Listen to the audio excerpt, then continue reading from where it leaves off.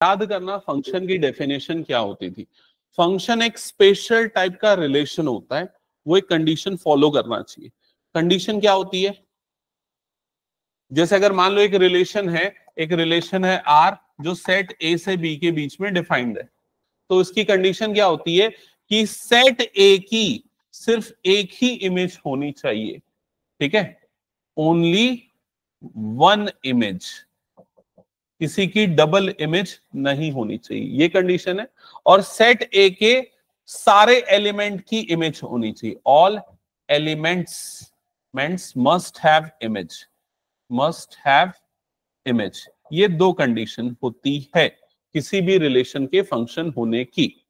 अब मैं एक एग्जांपल के लिए मान लेता हूं कि मेरे पास सेट ए के एलिमेंट है 1 2 3 4, ये ले लेता हूं। सेट बी के एलिमेंट है 5 6 7 8 9 10, है ना। और अगर मान लो दोनों के बीच में जो रिलेशन का ऑर्डर्ड पेयर बन रहा है उसमें 1,5 आ रहा है, 2,6 आ रहा है, 3,7 आ रहा है, 4,8 आ रहा है, ये आ रहा है, मान लो ये आ रहा है, तो क्या इस रिलेशन को फंक्शन बोलेंगे या नहीं बोलेंगे? क्यों बोलेंगे? क्योंकि सेट ए के सारे एलिमेंट की इमेज मिल रही है और सारे एलिमेंट की एक ही इमेज मिल रही है। अब अगर मान लो इसमें इसी सेट के अंदर ये भी आ जाए 1,10 भी आ जाए, तो क्या अब ये रिलेशन कहलाएगा? क्यों नहीं कहलाएगा? क्योंकि एलिमेंट 1 की हमें डबल इमेज मिल रही है। समझ में आ गया? अब अगर मान लो यहां पर इस रिलेशन में बस इतना आता है, तो क्या अब ये रिलेशन कहलाएगा? तो अब क्या ये रिलेशन कहलाएगा? यस और नो बताओ। क्यों नहीं कहलाएगा? क्योंकि 4 की इमेज नहीं है। तो फंक्शन होने की कंडीशन क्या है? सेट ए के सारे एलिमेंट की इमेज होनी चाहिए और सारे एलिमेंट की एक ही इमेज होनी चाहिए। ये क्लियर हो गया? एक और आखिरी क्वेश्चन पूछता हूं, वो बताना वो फंक्शन होगा या नहीं। मान लो यहां पर आपके पास आ जाता है 4,8 आ जाता है या 4,5 आ जाता है, मान लो ये आ जाता है। अब बताओ क्या ये फंक्शन होगा या नहीं होगा? तो सारे एलिमेंट की एक ही इमेज होनी चाहिए, भले ये हो सकता है कि कोई दो अलग अलग एलिमेंट की सेम इमेज हो जाए तो वो चलेगा। क्या ये क्लियर हो गया सबको? फंक्शन की डेफिनेशन। तो अब यहां पर कुछ पॉइंट्स नोट डाउन कर लेना। वो ये कि अगर मान लो कभी ऐसा लिखा हुआ है a, b belongs to f, ठीक है, तो इसका मतलब क्या होता है? f of a is equals to b, या a की इमेज क्या है? b है, इसका ये मतलब होगा। क्लियर हो गया? तो ये पॉइंट नोट डाउन कर लो आप। f of a, b belongs to f, it means f of a is equals to क्या हो जाएगा? b।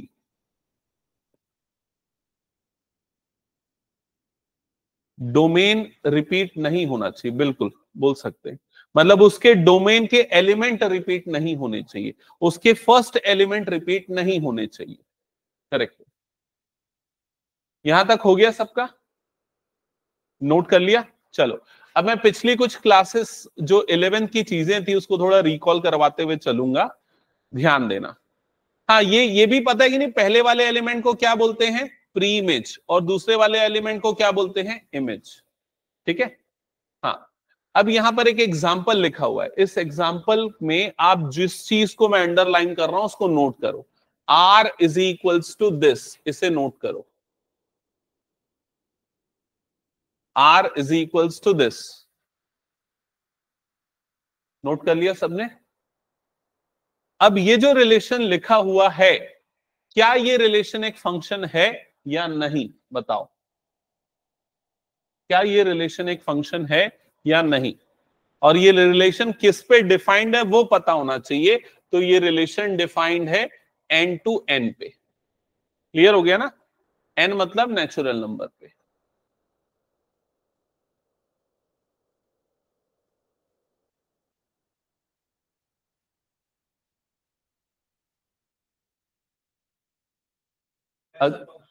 अगर डाउट हो रहा है तो एक काम करते हैं, हम इसको रोस्टर फॉर्म में लिख के देख लेते हैं। रोस्टर फॉर्म में अगर मैं लिखूंगा तो x की सबसे छोटी वैल्यू जो कि नेचुरल नंबर है वो क्या लूंगा? 1। अगर मैं x की वैल्यू 1 लूंगा तो y की वैल्यू क्या आएगी 2। अगली वैल्यू x की मैं क्या ले सकता हूं 2, तो y की वैल्यू क्या आएगी 4। x की वैल्यू 3 लूंगा तो y की वैल्यू क्या आएगी 6। इस तरीके से मुझे अलग अलग ऑर्डर्ड पेयर्स मिलेंगे। तो पहला क्वेश्चन, क्या इन सारे एलिमेंट्स के लिए, इस सेट के सारे एलिमेंट के लिए इमेज है? हाँ है। 1 2 3 4 5 6 सारे नेचुरल नंबर की इमेज है। क्या सभी की यूनिक इमेज है? क्या 1 की इमेज सिर्फ 2 है या कुछ और भी हो सकती है? कुछ और नहीं हो सकती, एक ही है। तो इसलिए ये रिलेशन क्या हो जाएगा फंक्शन। समझ में आ गया? हर एक एलिमेंट की इमेज और हर एलिमेंट की यूनिक इमेज। अब अगला क्वेश्चन है, डोमेन क्या है इस फंक्शन का? डोमेन क्या है इस फंक्शन का? डोमेन मतलब कि पहले आने वाले एलिमेंट्स का सेट। तो पहले आने वाले एलिमेंट कौन से हैं? 1 2 3 4 5 6 सो ऑन। मतलब इसका डोमेन क्या हो जाएगा? Set of all natural numbers. Clear हो गया सबको? इसकी रेंज क्या है? बाद में आने वाले एलिमेंट्स के सेट का, बाद में आने वाले एलिमेंट्स का सेट मतलब क्या हो जाएगा 2 4 6, मतलब set of even natural numbers. और कोडोमेन क्या है? Set of all natural number. ये पूरा सेट क्या बन जाता है? कोडोमेन बन जाता है। समझ में आ गया सबको ये चीज? एक और तरीका है जिससे फंक्शन डिफाइन होता है, सुनो ध्यान से, एमसीक्यू में फंसाने के लिए पूछ सकता है। अगर मान लो कोई भी रिलेशन में ये बोल दे कि ये वाला सेट जो है वो पूरा का पूरा डोमेन है, ये पूरा का पूरा डोमेन है उस रिलेशन का। समझ में आ रहा है ये चीज? और यहां पर इसकी जगह पे क्या, और यहां पर कुछ भी लिखा उससे वैसे फर्क नहीं पड़ेगा, ये अगर डोमेन है तो उस सिचुएशन में भी ये फंक्शन रिलेशन जो है वो क्या हो जाएगा? फंक्शन हो जाएगा। समझ में आ रहा है ये चीज? ठीक है, चलो आगे बढ़ते हैं नेक्स्ट क्वेश्चन की तरफ। यहां पर 3 रिलेशन दिए गए हैं, ठीक है, और आपको बताना ये रिलेशन जो है ये फंक्शन है या नहीं, कौन सा है और कौन सा नहीं। क्या फर्स्ट वाला रिलेशन फंक्शन है या नहीं है? सेकेंड वाला रिलेशन फंक्शन है या नहीं? नहीं है, क्योंकि 2 की हमें मल्टीपल इमेजेस मिल रही है। ये रिलेशन फंक्शन है या नहीं? यस, ये रिलेशन भी फंक्शन है। समझ में आ गया? Next question. अब यहां पर कई जगह पे आप ये वर्ड सुनोगे, रियल वैल्यूड फंक्शन या फिर रियल फंक्शन। दोनों का मतलब क्या होता है? तो फंक्शन को देखो, आगे जाके हम इस तरीके से रिप्रेजेंट करते हैं एफ ऑफ एक्स, और कई बार एफ ऑफ एक्स की वैल्यू एक्स स्क्वायर होती है, कई बार एफ ऑफ एक्स की वैल्यू एक्स प्लस 2 होती है, कई बार एफ ऑफ एक्स की value x square plus 2x plus 1 ऐसी होती है। ये सारे के सारे फंक्शन ही है, लेकिन ये एक फैमिली के फंक्शन है। इस फैमिली का नाम क्या है? पॉलिनोमियल या अलजेब्रिक फंक्शन। समझ में आ गया? क्या सिर्फ एक ही फैमिली है फंक्शन की? और कौन कौन सी है? क्वाड्रेटिक, क्यूबिक, ये सारे के सारे पॉलिनोमियल या अलजेब्रिक फंक्शन है। उसके अलावा कुछ नया बताओ। ट्रिग्नोमेट्रिक फंक्शन, ऐसा भी हो सकता है ना, f of x is equals to sine x. और क्या हो सकता है? F of x is equals to mod x, मतलब क्या हो गया? Modulus function. कॉम्प्लेक्स फंक्शन भी हो सकता है, इमेजिनरी भी हो सकता है, लेकिन वो हमारे सिलेबस में नहीं है। हमारे सिलेबस में सिर्फ कौन से फंक्शन है? रियल और रियल वैल्यूड फंक्शन, मतलब उसमें इमेजिनरी नहीं आएगा। यहाँ रियल और इमेजिनरी वही वाला जो कॉम्प्लेक्स नंबर में हम पढ़ते थे, ठीक है। और कौन सा हो सकता है? एक्सपोनेंशियल, ये इस बार आप लोग कई बार पढ़ोगे, e raise to power x, ये भी एक फंक्शन है। और कौन सा फंक्शन है? Logarithmic function, f of x is equals to log x. इस तरीके से बहुत सारे फंक्शंस हैं, और हर एक फंक्शन को हम मैथमेटिकली और ग्राफिकली दोनों तरीके से एनालाइज करते हैं, और हर फंक्शन के डोमेन और रेंज को भी समझते हैं। ये समझ में आ गया?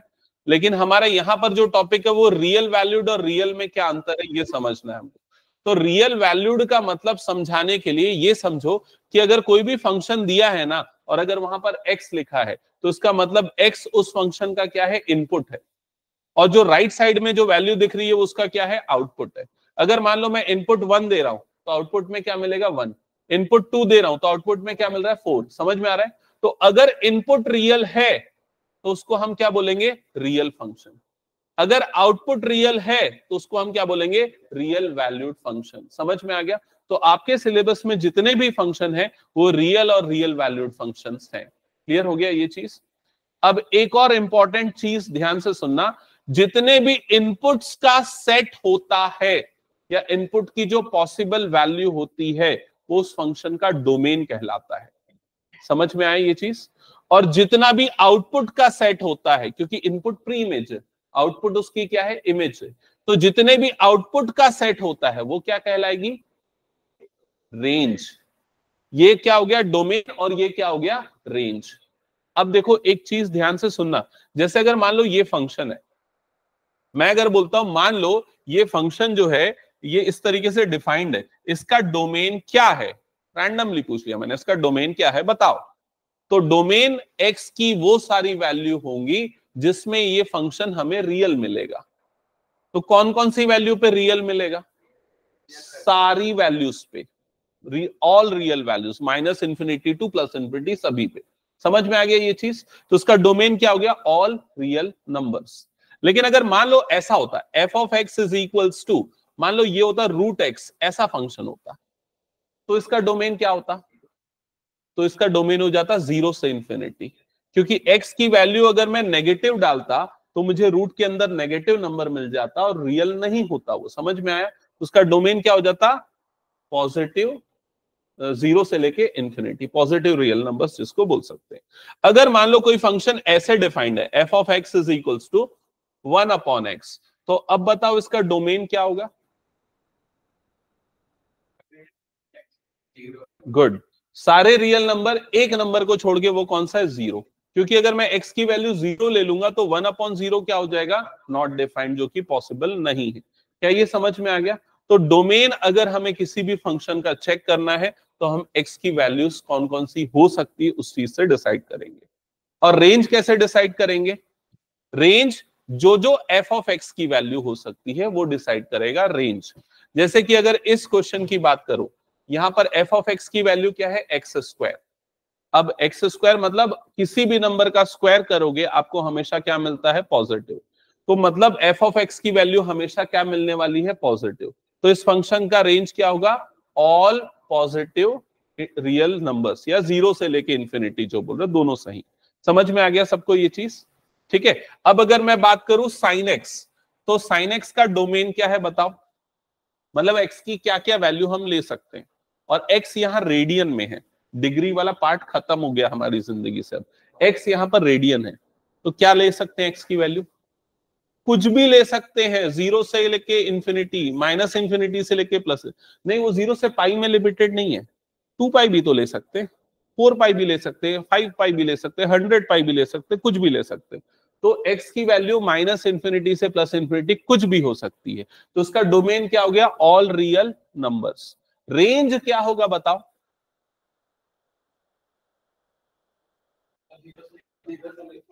-1 से लेके +1, क्योंकि साइन एक्स की वैल्यू, साइन एक्स का ग्राफ भूल गए हो क्या तुम लोग, साइन एक्स का ग्राफ कैसा बनता है याद नहीं है क्या, ऐसा बनता है साइन एक्स का ग्राफ, याद है। हाँ, तो इसकी मैक्सिमम वैल्यू कितनी आती है, +1, मिनिमम वैल्यू कितनी आती है, -1। तो इसकी वैल्यू -1 से लेके +1 के बीच में घूमती है, मतलब इसका रेंज क्या हो जाएगा, -1 से लेके +1। समझ में आ गया ये चीज, ठीक है। मॉडुलस फंक्शन, इसका डोमेन क्या होगा बताओ, एक्स की कौन कौन सी वैल्यू रखने पे मुझे ये रियल मिलेगा, सारी वैल्यू रखने पे, तो इसका डोमेन क्या हो जाएगा, ऑल रियल नंबर। रेंज क्या होगा, रेंज मतलब ऑल पॉजिटिव नंबर। समझ में आ गया, क्योंकि हमें एफ ऑफ एक्स की वैल्यू हमेशा क्या मिलेगी, पॉजिटिव मिलेगी। क्या ये क्लियर है सभी को। तो ये कुछ चीजें जो आपको ध्यान में रखना है। अब इसको मैं समझाने के लिए बहुत सारे क्वेश्चंस करवाऊंगा, एग्जांपल्स दूंगा और ग्राफिकली भी समझाऊंगा। जैसे ये एक फंक्शन का ग्राफ है, ये कौन से फंक्शन का ग्राफ है, इसको बोलते हैं आइडेंटिटी फंक्शन। मैथमेटिकली इसको ऐसे डिफाइन करते हैं, f of x is equals to x, और अगर इसको लाइन इसका ड्रॉ करे तो y इक्वल टू एक्स, ऐसा लाइन बनता है, ये उसका ग्राफ हो गया। बताओ उसका डोमेन क्या और रेंज क्या है। डोमेन क्या है, x की वैल्यू क्या हो सकती है, माइनस इंफिनिटी से प्लस इंफिनिटी, तो f ऑफ x की वैल्यू भी क्या हो सकती है, minus infinity two plus infinity. मतलब आप उसको ऐसे लिख सकते हो या फिर इसको ऐसे भी लिख सकते हो, ऑल रियल नंबर्स, दोनों सेम है इसका डोमेन और रेंज। अगला फंक्शन, इसका डोमेन और रेंज क्या है बताओ। ये कौन सा फंक्शन है पता है, कांस्टेंट फंक्शन, मतलब ऐसा हो गया f of x is equals to c, ये हो गया। तो एक्स की हम कौन कौन सी वैल्यू ले सकते हैं, कुछ भी ले सकते हैं। एक्स की वैल्यू 1 लोगे सी मिलेगा, 2 लोगे सी मिलेगा, 3 लोगे सी मिलेगा, कुछ भी ले सकते हो एक्स की वैल्यू। समझ में आया? तो डोमेन क्या हो जाएगा, माइनस इंफिनिटी से प्लस इंफिनिटी। रेंज क्या होगा इसका, रेंज एफ ऑफ एक्स की वैल्यू क्या मिल सकती है हमें, सिर्फ एक ही वैल्यू मिलेगी जो क्या है सी। समझ में आ गया? तो उसका रेंज क्या हो जाएगा, ओनली सी। अब वो सी कोई भी नंबर हो सकता है, 1 2 3 4। नहीं आया समझ में सौभाग्य? सी कोई भी कांस्टेंट है भाई, ऐसा समझ तू जैसे ग्राफ में बनाता है ना y इक्वल टू 2, तो y इक्वल टू 2 या f of x is equal to 2, ये एक पॉलिनोमियल है, ये एक फंक्शन है। इस फंक्शन का आउटपुट हमेशा क्या मिलेगा, 2। अब इसका ग्राफ बनाएगा तो इसका ग्राफ एक हॉरिजॉन्टल लाइन मिलेगा। समझ में आएगी नहीं ये चीज? तो इनपुट चाहे कुछ भी हो, आउटपुट हमेशा तेरे को क्या मिल रहा है, 2। तो आउटपुट मतलब इसकी वैल्यू हमेशा यही है, तो इसका रेंज क्या हो गया, 2 हो गया। अब वो 2 की जगह कोई भी नंबर हो सकता है, तो सी वो कांस्टेंट को रिप्रेजेंट कर रहा है। समझ में आ गया ये चीज? हाँ कैसा मतलब, क्योंकि ये जो फंक्शन है ये इस तरीके से डिफाइंड है, जैसे हम पॉलिनोमियल पढ़ते थे ना, लीनियर, क्वाड्रेटिक, क्यूबिक, तो ये कौन सा पॉलिनोमियल है, कांस्टेंट पॉलिनोमियल का। तो कांस्टेंट पॉलिनोमियल में function f of x is equals to 2 है। फंक्शन कुछ भी हो सकता है, ठीक है, वो एक्स के ऊपर डिपेंड भी कर सकता है, नहीं भी डिपेंड कर सकता है, तो इंडिपेंडेंट ऑफ एक्स वाला फंक्शन है। ठीक है, ये हो गया सबका। चलो नेक्स्ट, ये वाला जो ग्राफ बन रहा है ये किसका ग्राफ है पता है, ये है f of x is equals to x square, मतलब क्वाड्रेटिक पॉलिनोमियल का ग्राफ है ना। इसका ग्राफ जब आप ड्रॉ करोगे तो ऐसा यू शेप मिलेगा। ठीक है, अब बताओ इसका डोमेन क्या होगा, डोमेन क्या होगा, all real numbers, all real numbers इसका डोमेन हो जाएगा। रेंज क्या होगा बताओ, पॉजिटिव रियल नंबर, तो उसको मैं क्या लिख सकता हूं, आर प्लस। क्या ये क्लियर है सबको? नेक्स्ट, ये कौन से फंक्शन का ग्राफ है, मॉडुलस फंक्शन का। सबको पता है ना ये मॉडुलस का ग्राफ है। हाँ, तो इसका डोमेन क्या होगा, डोमेन क्या होगा, ऑल रियल नंबर्स, और रेंज क्या होगा, all positive real numbers. Clear हो गया ये चीज? नेक्स्ट, ये भी एक फंक्शन है, इसको बोलते हैं सिग्नम फंक्शन। उसका ग्राफ और इसका मैथमेटिकल एक्सप्रेशन ऐसा है, ये है कि x की वैल्यू अगर 1 से बड़ी है तो इसकी वैल्यू क्या मिलेगी, 1, सॉरी 0 से बड़ी है तो वैल्यू क्या मिलेगी, 1। x इक्वल टू 0 है तो फंक्शन की वैल्यू क्या होगी, 0। x लेस देन 0 है तो फंक्शन की वैल्यू क्या होगी, -1। तो x की वैल्यू क्या हो सकती है, कुछ भी हो सकती है, माइनस इंफिनिटी से प्लस इंफिनिटी। तो डोमेन क्या होगा, all real number. F of x की वैल्यू सिर्फ ये 3 हो सकती है, तो उसका रेंज क्या हो जाएगा, 1 0 एंड -1। समझ में आ गया? नेक्स्ट, ये कौन सा फंक्शन है पता है, ये है ग्रेटेस्ट इंटीजर फंक्शन। कितने बच्चों को ग्रेटेस्ट इंटीजर फंक्शन पता है अच्छे से? चलो मैं बता देता हूं यहां पर। मान लो अगर आपके पास कुछ पॉइंट्स आप लोगों को लिखने पड़ेंगे ना, तो वो क्योंकि वो बार बार फंक्शन यूज होते हैं, जैसे कि ना ये मॉडुलस फंक्शन तो आपको पक्का यूज होगा ही बहुत सारे चैप्टर्स के अंदर, कंटिन्यूटी, डिफरेंशिएबिलिटी, इंटीग्रेशन, हर जगह पे यूज होगा। तो ये पहले ड्रॉ कर लो, इसको लिखो ये वाले फंक्शन को। चलो हाँ उसमें आता हूं मैं, ग्रेटेस्ट इंटीजर में अप्रॉक्स कर दे, क्या क्या चीज लिखना है। तो आप पहले ये मैथमेटिकल फंक्शन लिखो, इसका ग्राफ प्लॉट करो। ग्राफ प्लॉट करने का क्वेश्चन आता है मॉडुलस फंक्शन का। F of x is equal to mod x, ये ग्राफ भी प्लॉट करो और ये उसकी डेफिनेशन भी लिखो, मैथमेटिकल डेफिनेशन।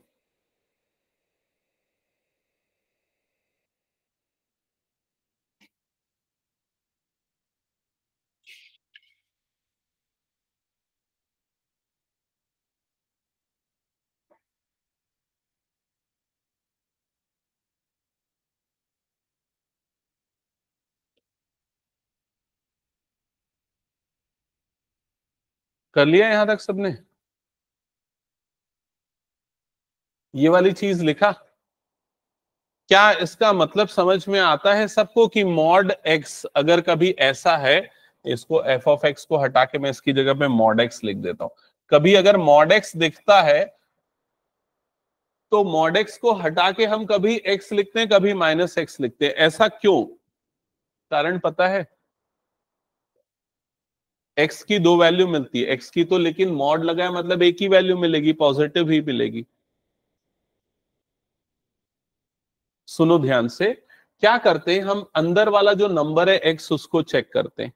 अगर एक्स पॉजिटिव है मतलब जीरो से बड़ा है, तो हम सीधे सीधे एक्स ले लेते हैं। जैसे कि एक एग्जांपल के लिए, अगर मान लो मॉड 5 है तो उसकी वैल्यू क्या हो जाती है? 5।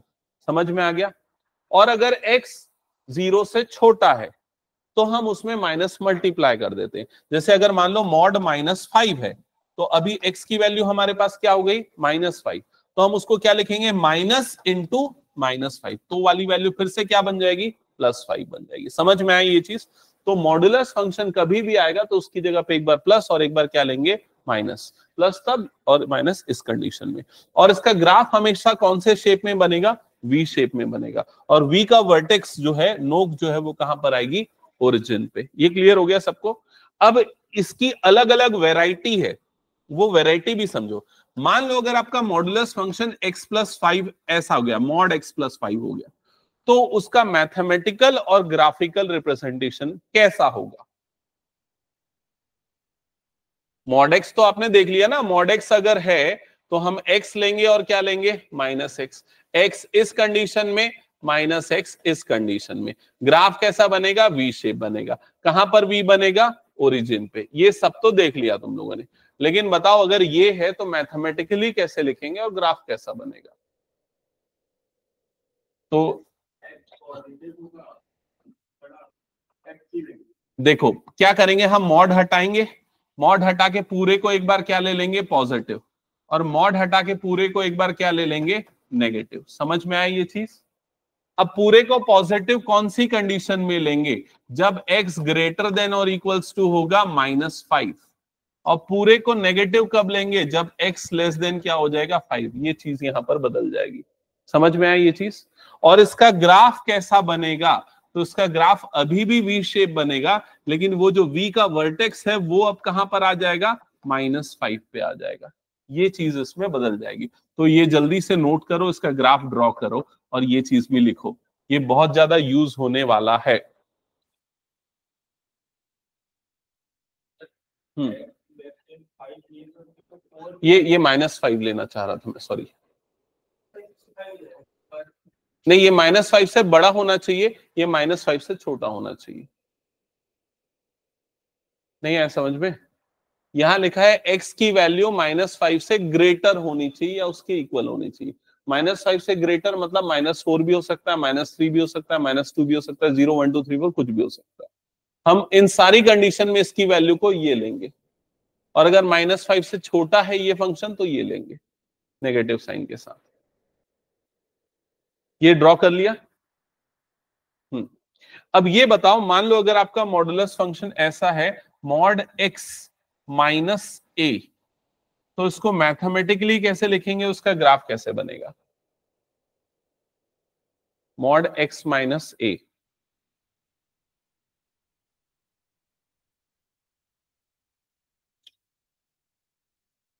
थोड़ा सा मैच करो पुरानी चीजों को और बताओ क्या होगा।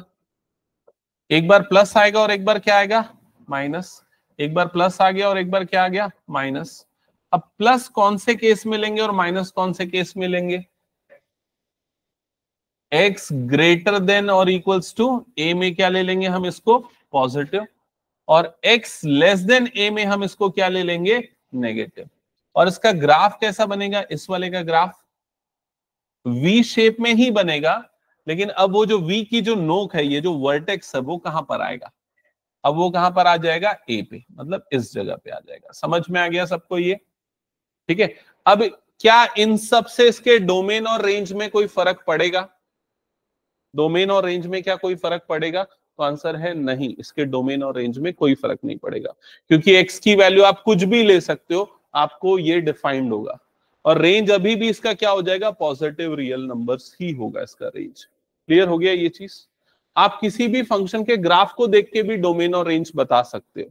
स्पेशली रेंज तो बड़ी आसानी से। कैसे पता है आपको? मान लो किसी भी फंक्शन का ग्राफ ऐसा दिख रहा है, आप एक हॉरिजॉन्टल लाइन को लो उसको नीचे से ऊपर तक घुमाओ और देखो वो उसके ग्राफ को कहां कहां पर कट कर रही है। तो क्या नीचे पे कट कर रही है ग्राफ को? नहीं। कहां से कट करना चालू कर रही है? जीरो से। जीरो से लेके कहां तक कट करेगी? इंफिनिटी तक। तो उसका रेंज क्या हो जाएगा? जीरो से लेके इंफिनिटी। समझ में आ गया मॉडुलस फंक्शन का। अब ये बताओ, अगर मैं पिछले फंक्शंस पे जाऊं, ये वाले फंक्शन को, ग्राफ वाले जो मॉडल बताया मैं आपको, उसका रेंज बता सकते हो क्या होगा? हॉरिजॉन्टल लाइन को नीचे से लेके ऊपर तक ले जाएंगे, घुमाएंगे, तो कहां से कट करना चालू करेगी? जीरो से लेके कहां तक? इंफिनिटी तक। तो इसका रेंज क्या हो गया? जीरो से लेके इंफिनिटी। अगले वाले में जाते हैं, हॉरिजॉन्टल लाइन को नीचे से लेके ऊपर तक घुमाऊंगा, तो इस ग्राफ को कहां पर कट कर रही है? एक ही पॉइंट पे। मान लो वाला पॉइंट क्या है? सी। तो उसका रेंज क्या हो गया? सी। यहां पर आते हैं, हॉरिजॉन्टल लाइन नीचे से लेके ऊपर तक घुमाऊंगा, तो कहां तक कट कर रही है? माइनस इंफिनिटी से लेके प्लस इंफिनिटी। तो रेंज क्या हो गया? Minus infinity two plus infinity. तो ग्राफ्स को देख के भी आप इसका रेंज पता कर सकते हो। ये क्लियर हो गया सबको? तो मॉडुलस फंक्शन क्लियर है ना? आगे बढ़े नेक्स्ट। हाँ, ये वाला जो फंक्शन था signum function, horizontal line test इसको बोलते हैं। उसको देख के बता सकते हो ना कैसा है ये हॉरिजॉन्टल लाइन? इसका रेंज क्या है? अगर मैं हॉरिजॉन्टल लाइन को नीचे से ऊपर घुमाऊंगा तो ग्राफ को यहां पर कट करेगा, और कहां पर कट करेगा? ओरिजिन पे। और कहां पर कट करेगा? 1 पे। तो इसीलिए इसके रेंज में सिर्फ 3 पॉइंट्स आ रहे हैं। ठीक है। हाँ, अब ये है ग्रेटेस्ट इंटीजर फंक्शन। पहले इस फंक्शन को समझते हैं कि ये होता क्या है। तो लिखो, लिखो ग्रेटेस्ट इंटीजर फंक्शन, शॉर्ट में कई बार GIF ऐसा भी लिखते हैं, ग्रेटेस्ट इंटीजर फंक्शन GIF।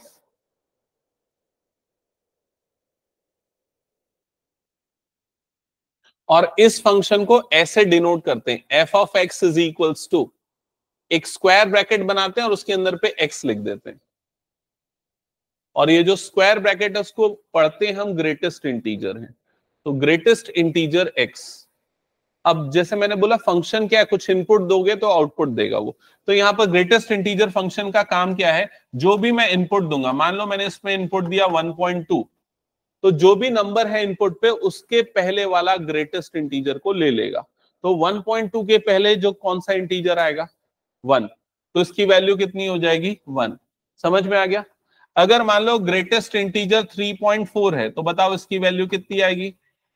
3। अगर मान लो ग्रेटेस्ट इंटीजर 8.99 है, तो इसकी वैल्यू कितनी आएगी? 8। ये राउंड ऑफ नहीं करता है, ये क्या करता है? ये जो भी नंबर लिखा है उसके पहले वाले इंटीजर को वो ले लेता है। समझ में आ गया? अगर मान लो ये लिखा है ग्रेटेस्ट इंटीजर 0.001, तो बताओ इसकी वैल्यू क्या आएगी? 0। अगर मान लो ये लिखा है ग्रेटेस्ट इंटीजर -2.99, तो इसकी वैल्यू क्या आएगी?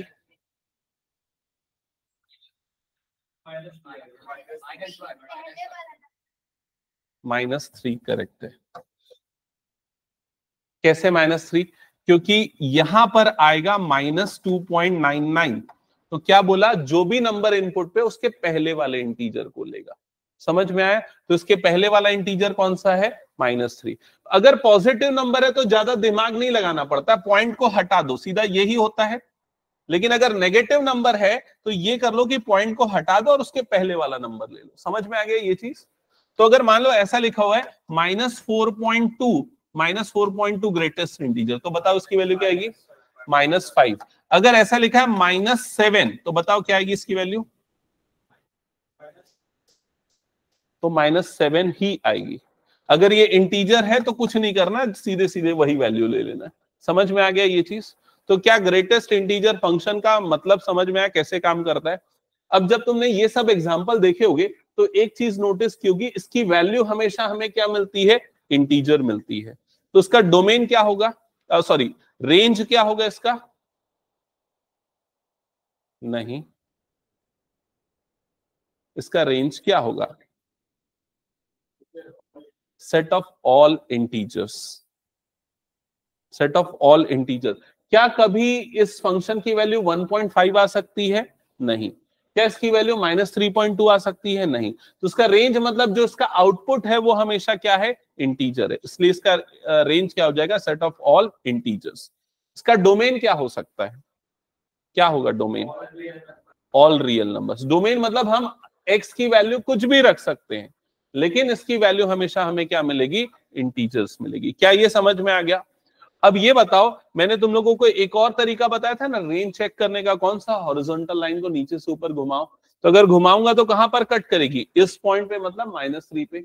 अगली बार ग्राफ को कहां पर कट करेगी? -2 पे। अगली बार कहां पर कट करेगी? -1 पे।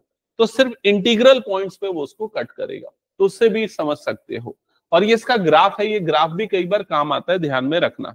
ओके, अब इसको ना मैथमेटिकली ऐसे डिफाइन किया, फिलहाल मैं इसको नहीं समझाता क्योंकि पहली बार पढ़ रहे हो, और कभी मैं इसको जब ये दोबारा हम एक बार और पढ़ते हैं, जब कंटिन्यूटी डिफरेंशियबिलिटी पढ़ते हैं ना, तब मॉडुलस और इसको दोबारा पढ़ते हैं, एक बार थोड़ा सा ब्रीफ करना पड़ता है, तब उसको और डिटेल में बताऊंगा। ठीक है, चलो आगे बढ़ते हैं नेक्स्ट।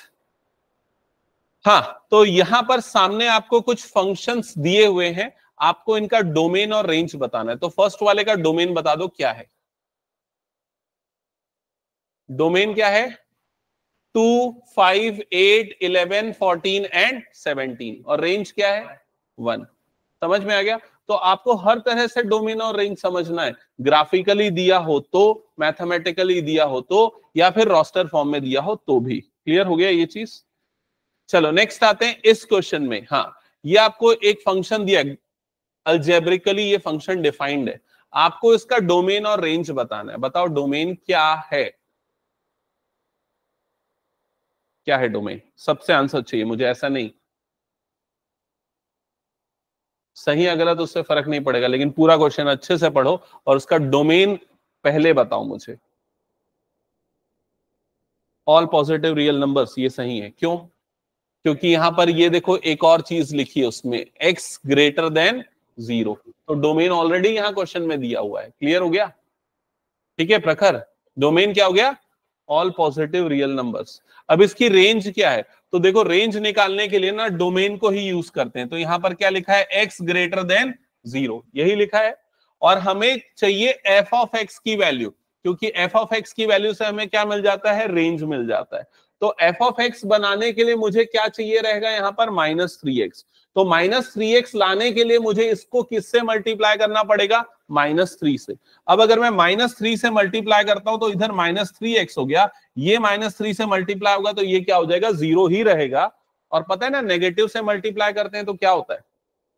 इनइक्वालिटी रिवर्स हो जाती है, मतलब इनइक्वालिटी इधर पलट जाएगी। समझ में आ गया सबको ये?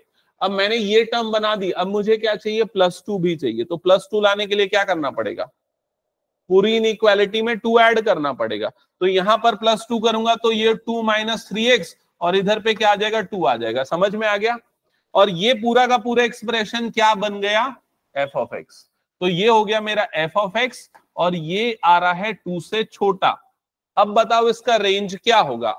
रेंज मतलब f ऑफ x की वैल्यू क्या होगी? तो यहां पर आपको दिख रहा है क्या होगी f ऑफ x की वैल्यू?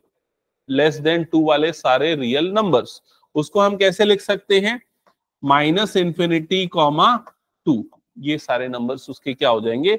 रेंज हो जाएंगे। क्या ये समझ में आया? तो इस तरह के क्वेश्चन, ये भले ही पूरे के पूरे 11th बेस्ड वाले क्वेश्चन हैं, लेकिन ये सारे के सारे 12th के बोर्ड एग्जाम्स में एमसीक्यू में पूछे गए हैं। समझ रहे हो ना?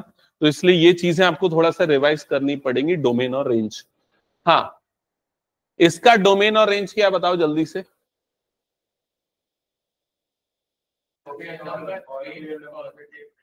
डोमेन ऑल रियल नंबर, और range negative real numbers. Integer नहीं, इंटीजर तो वो उस केस में होगा जब वो ग्रेटेस्ट इंटीजर फंक्शन होता है। हाँ, तो ये सारी पुरानी चीजें हैं, और ये फालतू नहीं है, इसमें से क्वेश्चन आए हुए हैं इसलिए मैंने बताया। ठीक है, रिकॉल कराते हुए। और क्लास 12 का सिलेबस यहां से चालू होता है एज पर एनसीईआरटी और आपका जो भी बोर्ड से उसके हिसाब से। तो इसमें सबसे पहले स्टार्ट होता है टाइप्स ऑफ फंक्शन। तो फंक्शन के 2 टाइप होते हैं, एक होता है इंजेक्टिव जिसको 1 भी बोलते हैं, और दूसरा होता है सर्जेक्टिव जिसको ऑन टू भी बोलते हैं। और अगर कोई फंक्शन इंजेक्टिव सर्जेक्टिव दोनों हो तो ऐसे फंक्शन को बाइजेक्टिव बोलते हैं। बाइजेक्टिव मतलब 1 ऑन टू दोनों। तो ये चीज नोट करो, फिर मैं समझाता हूं इसका मतलब क्या होता है।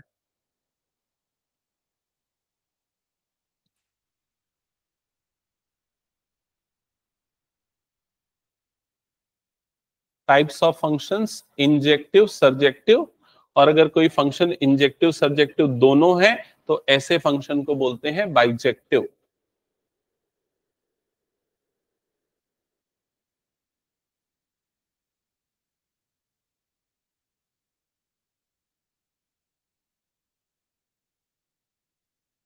अच्छा, फंक्शन का और भी कुछ नाम है, पता है क्या? क्या नाम है, किसी को याद है? फंक्शन का एक और नाम है मैपिंग। इसको कई बार मैपिंग भी बोलते हैं, तो याद रखना, कंफ्यूज मत होना। हटा दूं फिर इसको मैं? चलो, अब आते हैं, जो अभी मैं बता रहा था ना, इंजेक्टिव, सर्जेक्टिव और बाइजेक्टिव, ये क्या है उस चीज को समझते हैं। मान लो एक फंक्शन f1 है, ये दो सेट्स x1 और x2 पे डिफाइंड है, x1 और x2 पे डिफाइंड है ना। अब यहां पर अगर आप ध्यान दोगे तो 1 की इमेज क्या आ रही है, a, 2 की इमेज है b, 3 की इमेज है d और 4 की इमेज क्या है, c। पहले तो हम ये देखते हैं कि क्या ये फंक्शन है या नहीं। एरो डायग्राम से कैसे पता करते हैं? तो एरो डायग्राम से पता करने के लिए पहले वाले सारे सेट्स के एलिमेंट से एरो निकलना चाहिए और सभी से एक ही एरो निकलना चाहिए। किसी से अगर दो एरो निकल रहा है तो वो फंक्शन नहीं होगा, वो क्या हो जाएगा, रिलेशन हो जाएगा। क्लियर हो गया? ठीक है। अब पहला आपने टाइप कौन सा लिखा था फंक्शन का? इंजेक्टिव। और उसका एक और नाम क्या है? One one. तो वन वन का मतलब वन की वन से मैपिंग। जैसे देखो, वन वन मैप हुआ है, वन से वन मैप हुआ है, वन से वन मैप हुआ है, वन से वन मैप हुआ है। समझ में आएगी चीज? तो ऐसे फंक्शन जिसमें हर एक एलिमेंट की यूनिक इमेज होगी और वो किस उसकी कोई ऐसा नहीं हो सकता कि ए जो है दो की इमेज हो जाए, तो वो ऐसे सारे फंक्शन क्या हो जाते हैं, वन वन। जैसे यहां पर देखोगे जो ए है, ये वन की इमेज भी ए है और टू की इमेज भी ए है, तो ऐसे फंक्शन वन वन नहीं होंगे। ऐसे फंक्शन का नाम होता है मैनी वन। समझ में आ गया ये चीज? तो ये वाला फंक्शन क्या है, वन वन। दूसरा आपने क्या नाम लिखा है, दूसरा कौन सा टाइप है, सर्जेक्टिव। और उसका दूसरा नाम क्या है, ऑन टू। तो ऑन टू या सर्जेक्टिव की कंडीशन है, ये जो दूसरा लिखा हुआ सेट है, इसके हर एक एलिमेंट की प्री इमेज होनी चाहिए। तो जैसे ए की प्री इमेज है, बी की है, सी की है, डी की है, लेकिन ई और ई एफ की प्री इमेज नहीं है, मतलब ये फंक्शन ऑन टू नहीं है। समझ में आ गया ये चीज? अब एरो डायग्राम को मुझे देख के ये बताओ, क्या ये फंक्शन वन वन है या नहीं है? क्या ये फंक्शन वन, सबका आंसर चाहिए मुझे, एक दो लोगों का नहीं। रुद्र, ये फंक्शन वन वन है कि नहीं है? नहीं है। क्यों नहीं है? वन की और टू की सेम इमेज है। ये फंक्शन ऑन टू है या नहीं राघव, या ऑन टू है या नहीं? क्यों नहीं है? ए की कोई प्री इमेज नहीं है, ई और एफ की कोई प्री इमेज नहीं है। ऑन टू होने के लिए इन सभी की प्री इमेज होनी चाहिए। समझ में आ गया ये चीज? हाँ। ये वाला वन वन है कि नहीं है? नहीं है। वन वन जो नहीं होता है उसको मैनी वन भी बोलते हैं। समझ गए ना ये चीज? तो ये वन वन नहीं है। ऑन टू है या नहीं? ऑन टू है। क्यों ऑन टू है? क्योंकि यहां जितने भी एलिमेंट है सभी की प्री इमेज है। ये वन वन है कि नहीं बताओ जल्दी से? है। ऑन टू है कि नहीं? है। तो वन वन ऑन टू दोनों होता है, तो ऐसे को फंक्शन को क्या बोलते हैं, बाइजेक्टिव बोलते हैं। समझ में आ गया ये चीज? तो ये एरो डायग्राम बना के रखो, ये बहुत काम की चीज है। और इसमें लिख भी लेना ना, one one but not onto, one one but not onto.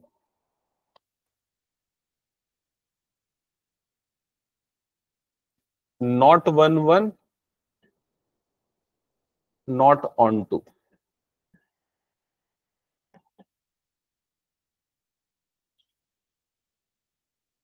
Not one one को एक और नाम से बुलाते हैं, वो है मैनी वन। कई बार क्या क्वेश्चन में घुमाने के लिए दूसरा नाम यूज कर लेता है।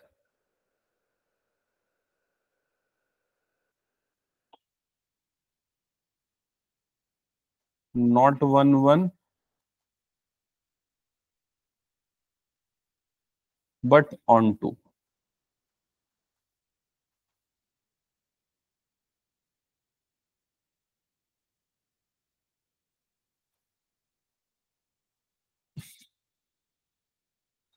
One one and onto both, मतलब ये क्या हो गया, बाइजेक्टिव। बाइजेक्टिव।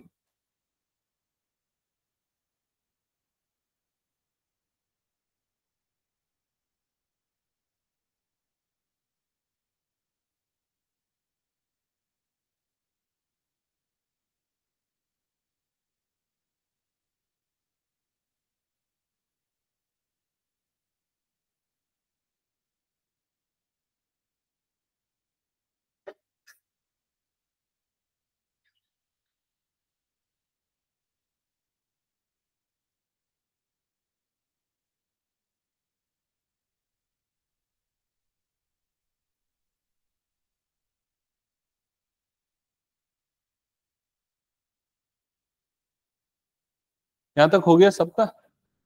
ओके। अब मैं थोड़ा सा फिर से रिवाइंड करता हूं और अब तुम लोगों को बताना है कौन सा 1-1 है, कौन सा ऑन टू। ये सबने लिख लिया ना?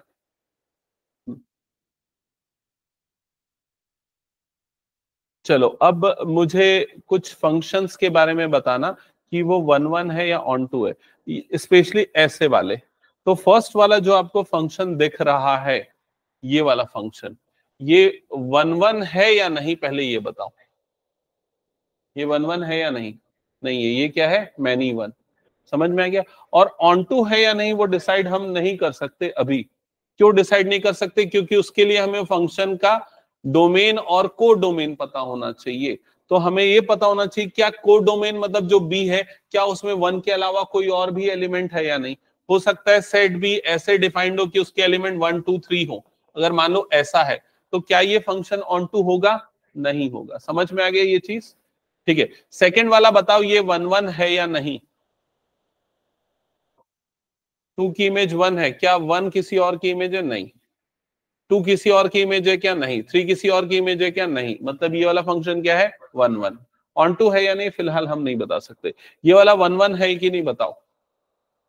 ये वाला फंक्शन 1-1 नहीं है क्योंकि 5 जो है वो दो अलग अलग प्री इमेजेस की इमेजेस है। क्या ये क्लियर हो गया? हाँ हाँ। ये ऑन टू है या नहीं वो डिसाइड करने के लिए हमें ये देखना पड़ेगा कि सेट बी जो है उसके एलिमेंट क्या है, तो उसके हिसाब से फिर वो डिसाइड होगा। तो ये क्लियर हो गया सबको? अब चलो आते हैं आगे। एक पॉइंट यहां पर लिखो, नोट करके लिखना। और ये जो नोट पॉइंट बता रहा हूं बहुत काम का है, एमसीक्यू में डायरेक्ट इसका क्वेश्चन आता है।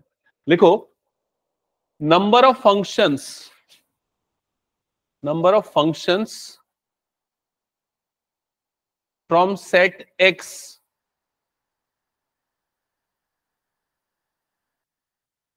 To set y, to set y, from set x to set y, if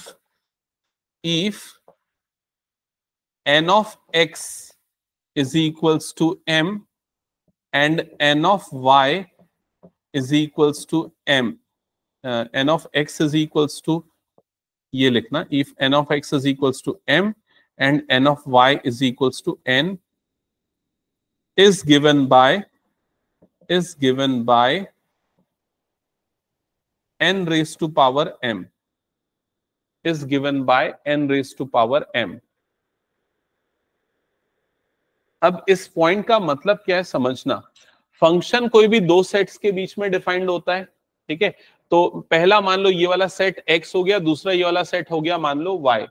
तो इन दोनों सेट के बीच में कितने फंक्शन बन सकते हैं, 1-1 ऑन टू की बात छोड़ दो, कितने फंक्शन बन सकते हैं, अगर वो काउंट निकालना है तो उसके लिए सीधे आप ये वाला फॉर्मूला यूज करोगे, n raise to power m।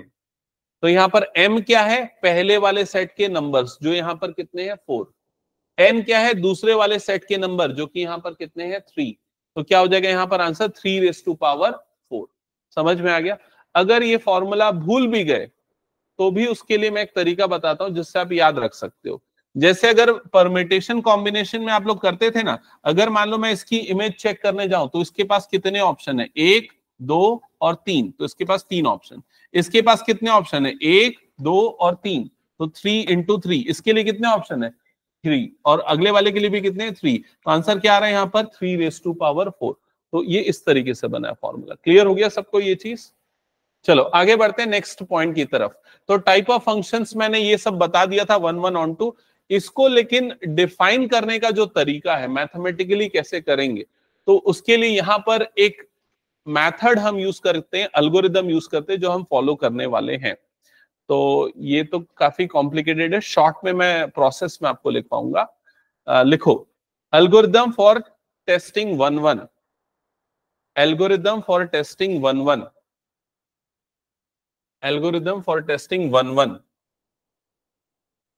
तो 1-1 टेस्ट करने के लिए स्टेप नंबर 1 होगा कि जो भी आपका फंक्शन f ऑफ x दिया है उसको f ऑफ y के इक्वल करो।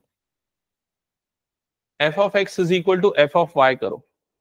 फिर उसके बाद सॉल्व करो और सॉल्व करने के बाद अगर आपको x इक्वल टू वाई मिलता है, सॉल्व करो और सॉल्व करने के बाद अगर आपको if you will get x equal to y, then function is 1 1, तो वो फंक्शन 1 1 हो जाएगा। और अगर f x is not equals to y, x not equals to y मतलब अगर ऐसा भी आ गया x equal to plus minus y, मान लो ऐसा भी आ गया, तो भी ये क्या हो जाएगा, नॉट 1 1, नॉट 1 1। ठीक है, ये प्रोसेस, ये मेथड हम यूज करेंगे 1 1 है या नहीं वो चेक करने के लिए। अब इसके लिए इसको मैं एक एग्जांपल से समझाता हूं। मान लो यहां पर मैं एक फंक्शन ले रहा हूं f of x is equals to x square, f of x is equals to x square.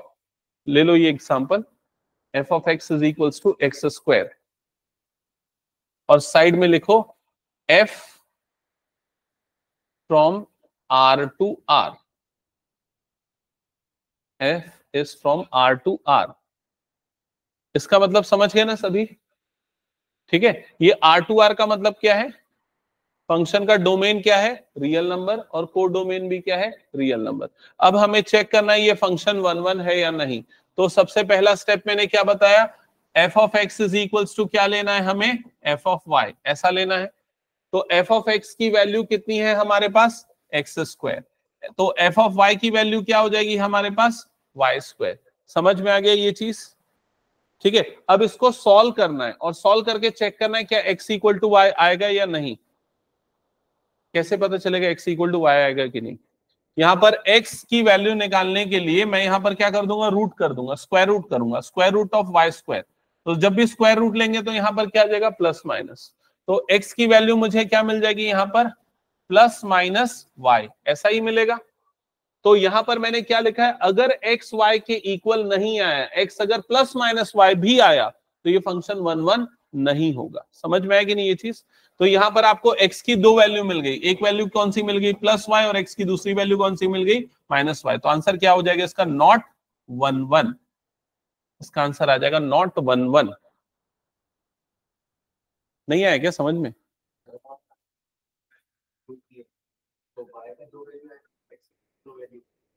तो वही तो मतलब हुआ ना। अरे यार, इसको सॉल्व करने के लिए अगर तुमको समझ में नहीं आया तो ऐसा बताऊं क्या, देखो इधर देखो, अगर मान लो x square is equal to y square ऐसा आ रहा है, तो x square minus y square equal to क्या हो जाएगा, 0। समझा गया ये? A square minus b square की आइडेंटिटी लगा दे, तो a plus b into a minus b equal to क्या आ जाएगा, 0। समझा गया ये? अब एक बार इसको 0 कर, एक बार इसको 0 कर, एक बार x प्लस वाई 0 होगा, एक बार x माइनस वाई 0 होगा। तो x की एक वैल्यू क्या आएगी, माइनस वाई, x की दूसरी वैल्यू क्या आएगी, प्लस वाई। तो x की दो वैल्यू मिली ना, एक प्लस वाई और दूसरी कौन सी मिल गई, माइनस वाई। बस वही चीज है।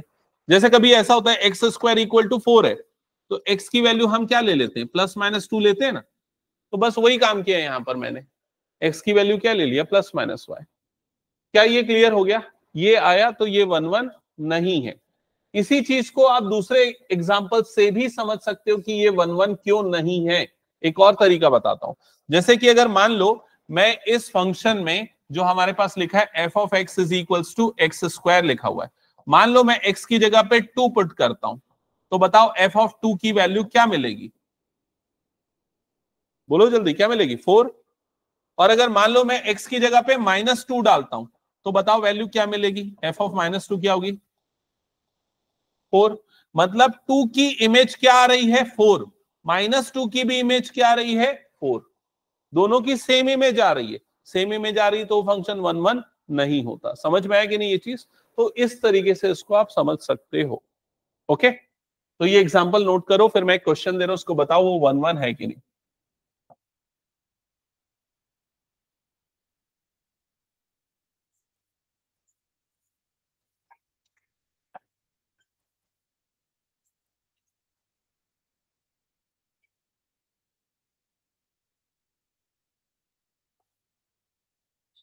f of x is equals to 3x plus 1, f from r to r, 1 1 है कि नहीं बताओ।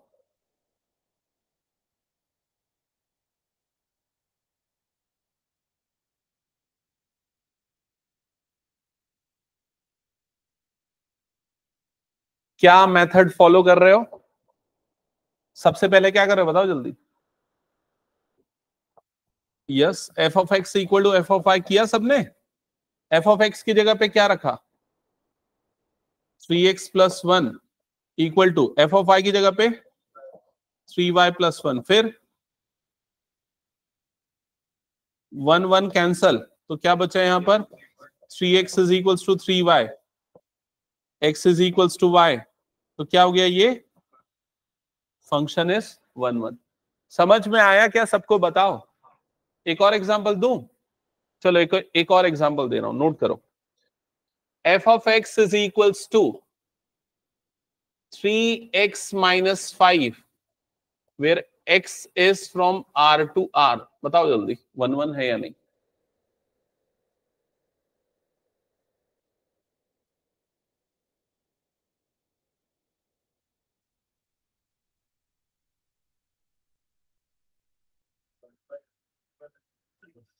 हाँ, तो f of x is equal to f of y ऐसा ही किया, तो 3x minus 5 is equal to क्या किया? 3y माइनस 5 ऐसा ही किया, फिर -5 दोनों तरफ से कट गया, फिर 3x is equal to 3y बचा, 3 और 3 भी काटा, तो क्या आ गया? x is equal to y, x is equal to y आएगा तो क्या बोला मैंने? 1 1। समझ में आया क्या सबको ये? चलो नेक्स्ट एक और क्वेश्चन दे रहा हूं, बताओ। f of x is equals to 5x square minus 2, बताओ 1 1 है या नहीं? f is from r to r। पूरा क्वेश्चन लिखा करो ना, ये वाली चीज मत छोड़ना, ये वाली चीज छोड़ मत देना ना, ये वाली चीज, ये सारे क्वेश्चन में लिखना है, ये बहुत इंपॉर्टेंट है।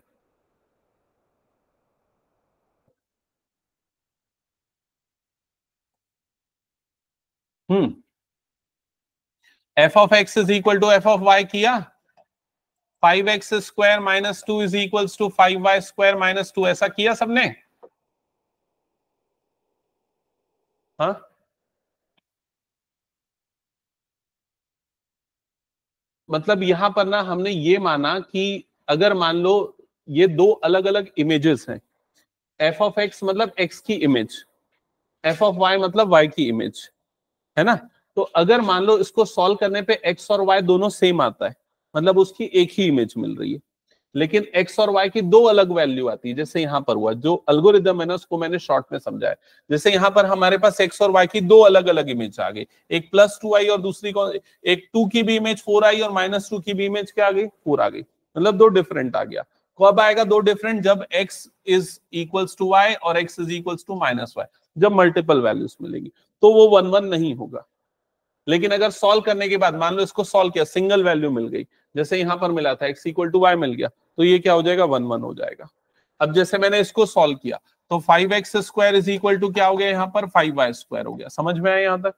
इसको सॉल्व किया, 5 और 5 कट गया, तो x square is equal to क्या आ गया? y square. अब मैं चेक करूंगा तो x की वैल्यू +y भी आएगी और x की वैल्यू क्या आ जाएगी? -y भी। तो x की मल्टीपल वैल्यूज मिल गई, तो इसलिए ये 1 1 नहीं होगा। क्या ये आया सबका? चलो नेक्स्ट क्वेश्चन पे आते हैं, बताओ ये 1 1 होगा या नहीं? F of x is equals to 3x³ minus 1 where f from r to r, बताओ 1 1 है या नहीं?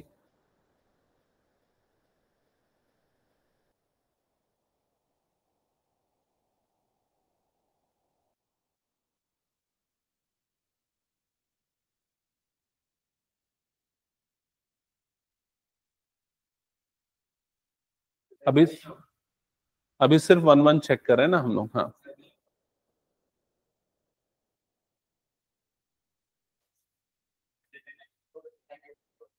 F of x is equals to f of y, ऐसा किया होगा। 3x³ minus 1 is equals to 3y³ minus 1, ऐसा किया होगा सबने। यहां से -1 कट गया, तो क्या बच गया? 3x³ is equals to 3y³, ऐसा किया सबने। 3 और 3 भी कट गया, तो क्या मिल गया? x³ is equals to y³, ऐसा मिल गया। समझ में आया? तो अगर x³ is equals to y³ है तो x की वैल्यू यहां पर क्या आएगी? y आएगी, क्योंकि अगर ऑड पावर है तो ये दोनों टर्म्स आपस में क्या होंगी? इक्वल। लेकिन अगर इवन पावर है तो वैल्यू क्या आ जाएगी? प्लस और माइनस दोनों आएगी। समझ में आ गया सबको ये चीज? ठीक है, चलो नेक्स्ट क्वेश्चन नोट करो जल्दी फटाफट। हाँ बताओ, f of x is equals to x raise to power 4 minus 2 f from r to r, बताओ 1 1 है या नहीं? 1 1 नहीं है। कैसे? f of x is equals to क्या किया यहां पर? f ऑफ y, तो x की power 4 minus 2 is equals to y की पावर 4 माइनस 2, ऐसा किया सबने? ये दोनों कट गया तो क्या मिला यहां पर? x की power 4 is equals to y की पावर 4, समझ गए? तो x इज इक्वल्स टू क्या आ गया? y plus minus y। Plus minus क्यों आ जाएगा? क्योंकि पावर क्या है? इवन। क्या ये समझ गए? पक्का बता दोगे आंसर? कोई भी पूछूंगा तो चलो ठीक है, अलजेब्रिक वाले में एक पूछता हूं, बताना। f of x is equals to 2x square plus 1 f from r plus to r plus, बताओ ये फंक्शन 1 1 है या नहीं?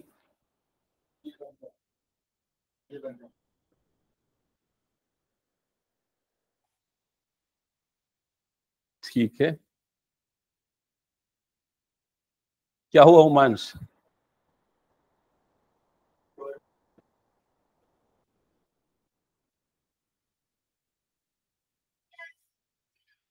हाँ, ये प्लस क्यों लिखा है? इसका मतलब है कि ये पॉजिटिव रियल नंबर है, तो हम जैसा कर रहे थे वैसे ही करना है। F of x is equal to क्या करना है यहां पर? एफ ऑफ वाई करना है। मतलब 2x square plus 1 is equal to क्या आ जाएगा? 2y square plus 1। समझ में आ गया? अब ये क्या होगा? प्लस वन कट जाएगा तो क्या बचेगा?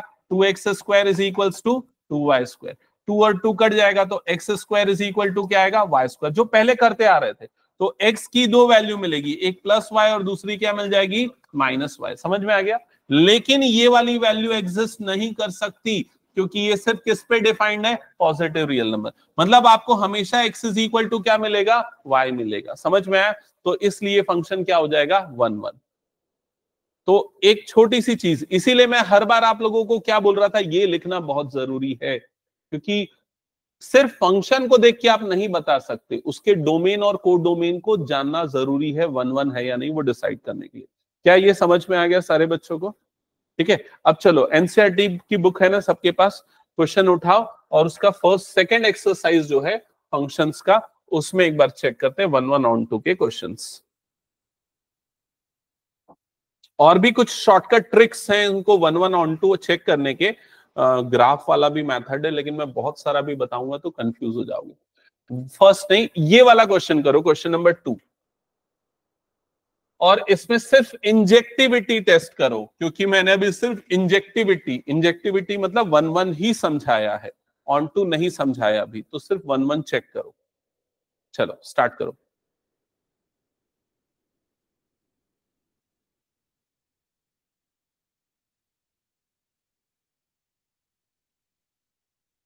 कुछ डाउट है?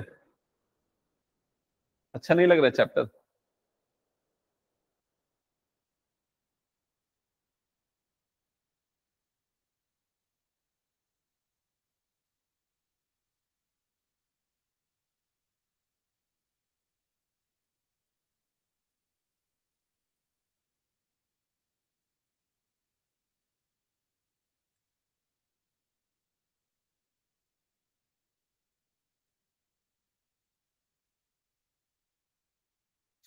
तो क्या लग रहा है, फर्स्ट वाला 1 1 है या नहीं?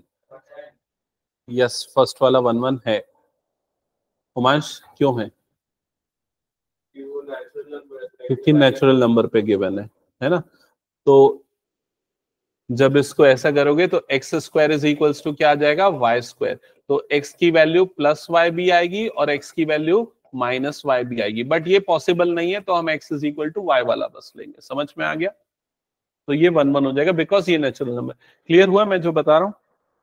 सेकेंड वाला 1 1 है कि नहीं बताओ? सेकेंड वाला 1 1 नहीं है, बिकॉज सेम फंक्शन है, बट यहां पर प्लस वाई भी हो सकता है और माइनस वाई, क्योंकि z का मतलब क्या होता है? इंटीजर्स। इंटीजर्स पॉजिटिव भी हो सकता है और नेगेटिव भी। थर्ड वाला, थर्ड वाला भी 1 1 नहीं है। फोर्थ वाला, फोर्थ वाला 1 1 है। फिफ्थ वाला, फिफ्थ वाला भी 1 1 होगा। समझ में आ गया सबको ये चीज? ठीक है, चलो एक और क्वेश्चन पे आते हैं। ये तो सब वही है क्वेश्चन, ये सब वो क्वेश्चन हर बार उसके लिए कर।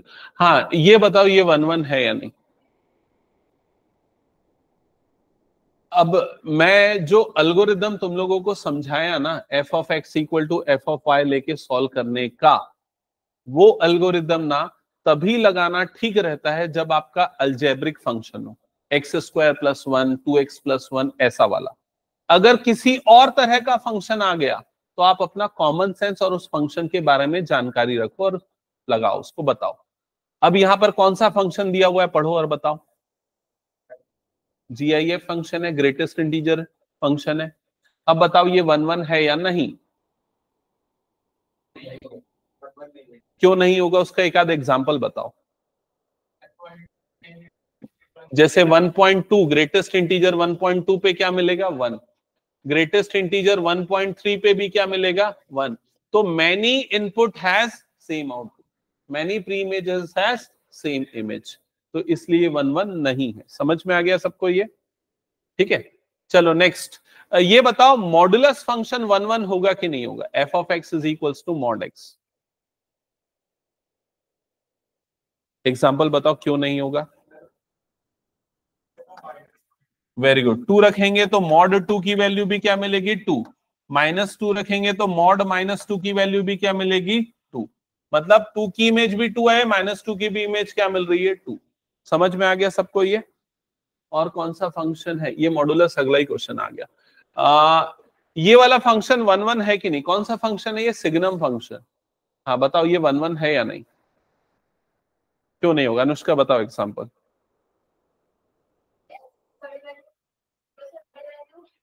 हाँ, 0 से बड़ी वैल्यू मतलब मान लो x की वैल्यू मैं 2 लेता हूं, 2 ले रहा हूं तो x से बड़ी वैल्यू 2, मतलब f ऑफ x की वैल्यू क्या मिलेगी? 1। अगली वैल्यू अगर मैं 3 लेता हूं, 3 लेने पे भी फंक्शन की वैल्यू क्या मिलेगी? 1, क्योंकि फंक्शन की वैल्यू 1 हमेशा है जब भी x 0 से बड़ा है। तो आप मल्टीपल इनपुट पे सेम आउटपुट मिल रहा है। समझ में आ गया? हाँ, ये फंक्शन 1 1 है कि नहीं बताओ।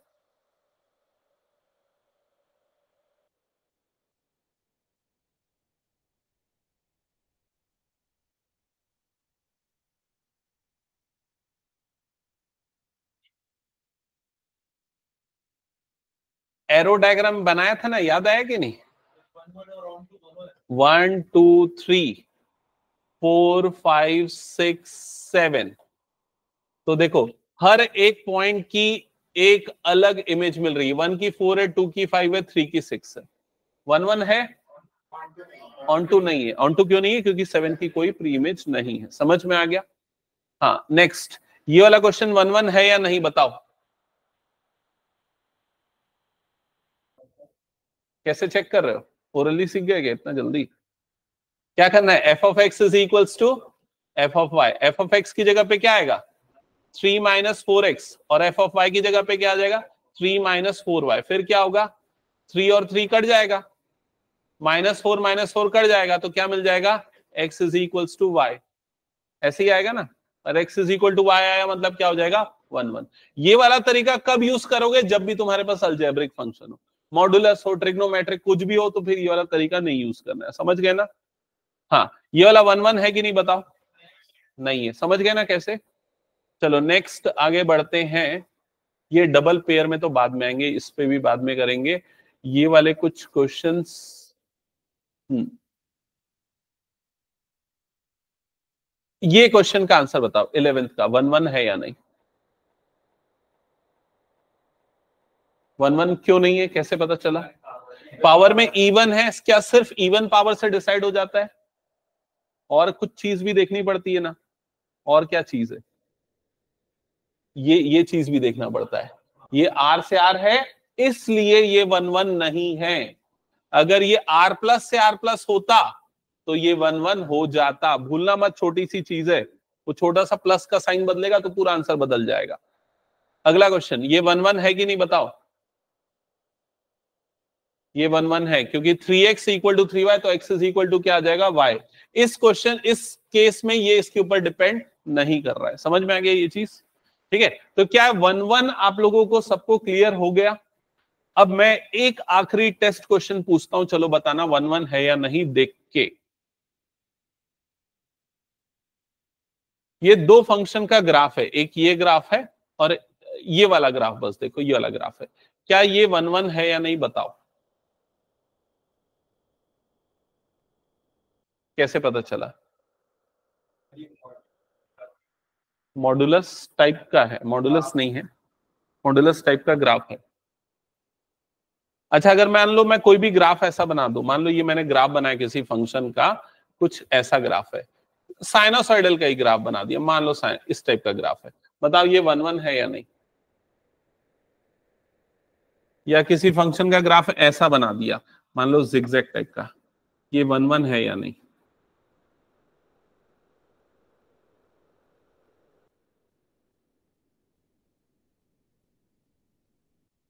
तो देखो इसका मतलब क्या हुआ, यहां पर ये सभी के टॉप मान लो एक जैसे, मान लो इसकी वैल्यू कितनी आ रही है 1, तो यहां पर ये इनपुट मान लो 2 होगा तो इसकी वैल्यू क्या आई है 1, इनपुट अगर 4 होगा तो भी इसकी वैल्यू क्या आई है 1, इनपुट अगर 5 होगा तो भी इसकी वैल्यू क्या आई है 1, तो ये फंक्शन 1 1 नहीं होगा। समझ में? तो ग्राफ को देख के पता लगाने का ये तरीका है। एक आसान तरीका बताओ, आप हॉरिजॉन्टल लाइन को नीचे से ऊपर घुमाओ, अगर वो ग्राफ को एक से ज्यादा बार कट करे तो वो फंक्शन 1 1 नहीं होगा। जैसे नीचे से ऊपर घुमाओगे तो ये देखो बहुत ज्यादा पॉइंट पे कट करी, मतलब ये फंक्शन 1 1 नहीं है। मॉडुलस फंक्शन का ग्राफ कैसे बनता है पता है ना? मॉडुलस फंक्शन का कैसा बनता है? वी शेप में बनता है। तो ग्राफ को नीचे से ऊपर घुमाओगे तो 2 बार कट कर रहा है, इसलिए 1 1 नहीं होगा। इसका ग्राफ देखो ऐसा बन रहा है, ग्राफ को नीचे से ऊपर घुमाओगे तो मल्टीपल टाइम्स कट कर रहा है, इसलिए 1 1 नहीं है। समझ गए ना? ठीक है, तो ये क्लियर हो गया सबको 1 1 कैसे निकालना है, आइडेंटिफाई करना है। ठीक है, चलो तो आज मैं 1 1 पे ही एंड कर देता हूं, क्योंकि तुम लोग बहुत बोर हो रहे हो ये वाले चैप्टर में। ठीक है, इसको लिखने का तरीका कैसा होगा और कैसे वे ऑफ राइटिंग होगा मैं ऑन टू भी करवा दूंगा, उसके बाद मैं करवा दूंगा लिखा के, है ना? क्योंकि जो जितने भी क्वेश्चंस इसमें दिए गए हैं सब में आपको दोनों काम करना है, इंजेक्टिव और सर्जेक्टिव दोनों चेक करना है। मैंने सिर्फ अभी आपको इंजेक्टिव समझाया है, सर्जेक्टिव भी समझाऊंगा, फिर दोनों को कैसे लिखेंगे वो चीज देखेंगे। ठीक है।